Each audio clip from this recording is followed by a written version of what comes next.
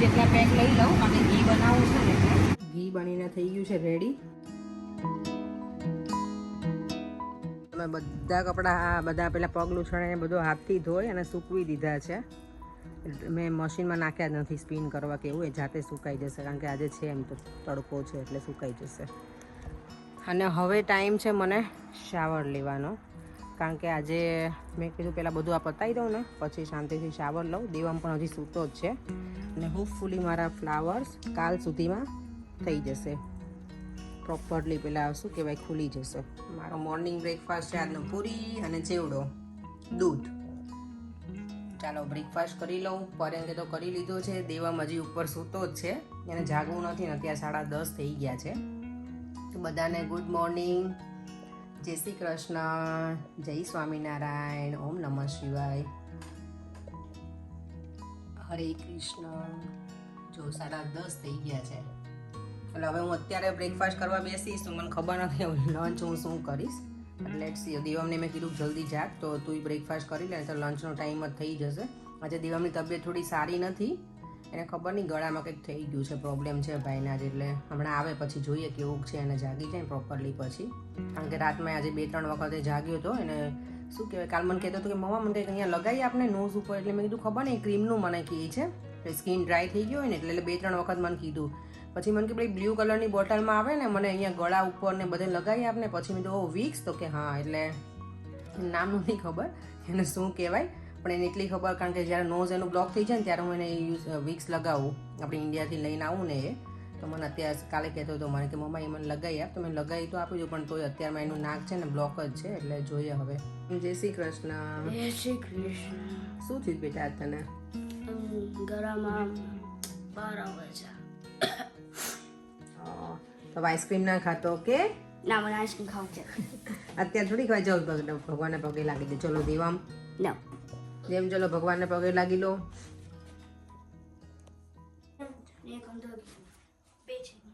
જો બટરફ્લાય આવી ગયું છે આજે કન્ઝર્વેટરી માટે. દેવામ એની જોડે પ્લે કરે છે. દેવામ ઓ અહીંયા જો બિચારું મરી ગયું છે. દેવામ જો ઓ મોટું હે ને.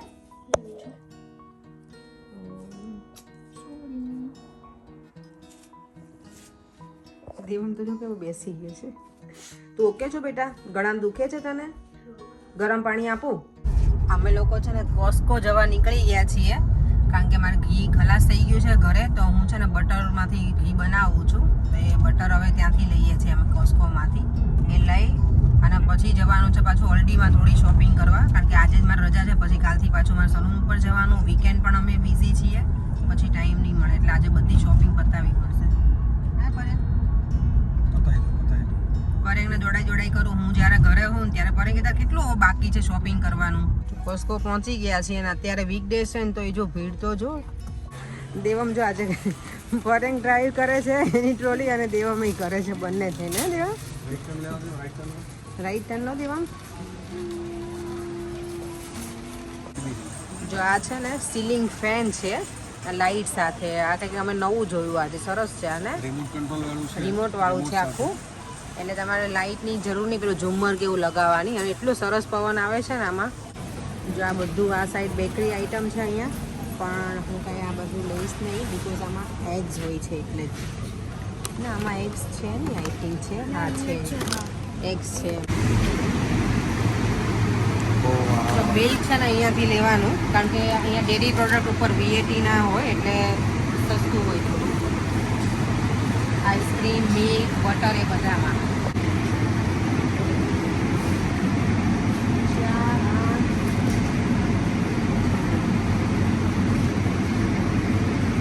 કેટલા લેવાના? 5 જેટલા પેક લઈ લઉં અને ઘી બનાવું છે ને એટલે. આટલા બધા? ત્યારે માંડ 2 કિલો જેટલું ઘી બને આમાંથી પડે. જો આ આઈસ્ક્રીમ અમારો ફેવરેટ છે, જીલાટો ઇટાલિયન છે ને આઈસ્ક્રીમ એ છે. દેવ લેવાનો છે આપણે? ચાલો લઈ લઈએ. શું દેવા? જ્યારે મારું ગળું આમ સારું થાય, ગરું, હા ગરું સારું થાય ને પછી ખાઈ શકાય. ગરું સારું ગરમ ગરું. ઓકે આમાં છે ને જો એગ્સ નથી આવતા અને એટલો મસ્ત આઈસ્ક્રીમ આવે છે ને. આ મારો ફેવરેટ છે આઈસ્ક્રીમ.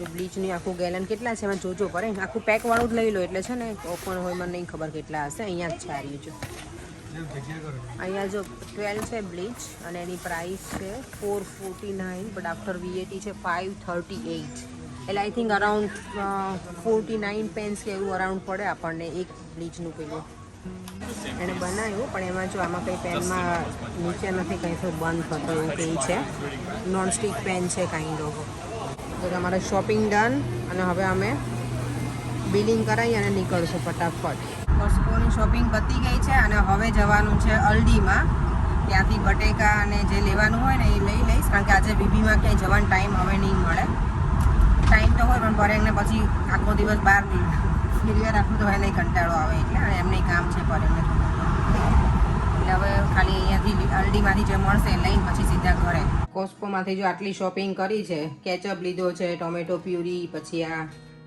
કેરેક્સનું હેન્ડવોશ આ મેં ક્યારેય લીધું નથી પણ આ વખતે હું લઈને આવી બાકી હું આ ક્યારેય યુઝ નથી કરતી કોસ્કોનું નોર્મલી અલ્ડીમાંથી જ અમે લાવીએ છીએ વોશિંગ લિક્વિડ હોય ને એ આપણું ડિશવોશરનું પછી આ ડિઓડ્રન્ટ લઈ લીધા કોલગેટ ટૂથપેસ્ટ લઈ લીધી છે પછી વિટાબિક્સ દેવમનું મોસ્ટ ફેવરેટ ઓરિયો એટલે એને તો મજા જ આવશે અને આ બ્લીચ પણ લઈ લીધું 12 પેલી છે બોટલ અને આ છે એન્કરનું બટર હમણાં હું ઘી બનાવીશ એટલે આ તમને બતાવીશ પાછું તમે ઘી બનાવવા માટે જો બટર કરી દીધું છે આમાં મૂકી દીધું છે કેટલું મેં કહું 3 કિલો મૂક્યું છે આઈ થિંક હા 6 ક્યુબ હતા એટલે 3 કિલો છે 1 ક્યુબ 500 ગ્રામનું છે જોઈ આવું કેટલું બને છે હું આટલું જ બનાવું છું નોર્મલી 6 ક્યુબ કે 4 ક્યુબ કેટલું બનાવી નાખું બીજા મેં 6 ક્યુબ રહેવા દીધા છે અને આ બાજુ મારે દહીં બનાવવાનું છે તો એ પણ દૂધ પણ બનાવી ઉકાળી નાખ્યું છે દાળ પણ અહીંયા બફાઈ ગઈ છે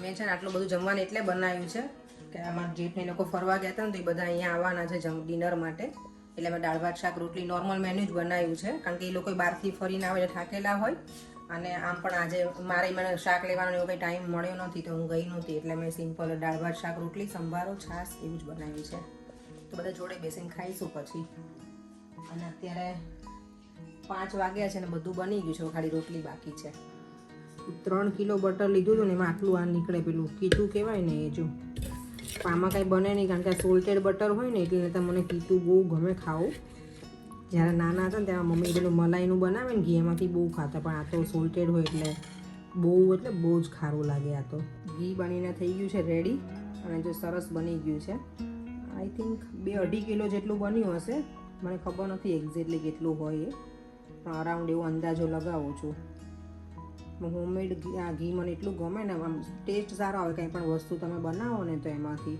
દેવમ જો બહાર પ્લે કરે છે હવે ફૂટબોલ અત્યારે આજે આપણા 5K સબસ્ક્રાઈબર પૂરા થઈ ગયા તો હેપી છે તું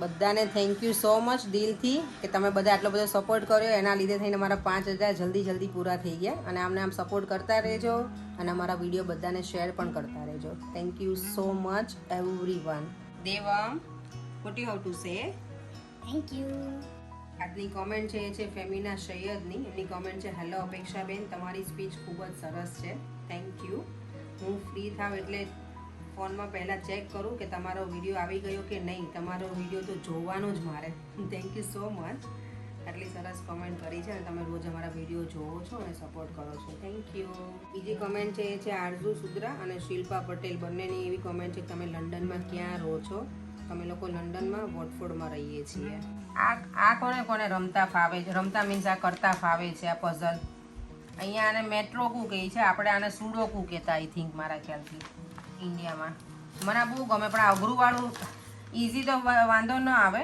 આ મીડિયમ થઈ જાય પણ આ વધારે જે પેલું હોય ને શું કહેવાય હાર્ડ એમાં થોડોક ટાઈમ લાગે પણ મને આ કરવું બહુ ગમે પહેલાં હું ટ્રેનમાં જતી ને ત્યારે તો આ લઈ જ લઉં પેપર અને પછી બેઠી આ જ કામ કરતી પણ હવે ખબર નહીં ઘણા ટાઈમથી મેં લીધું જ નથી તમારા લોકોની હોલિડે કેવી રહી બધાની મજા આવી ગઈ આ તમે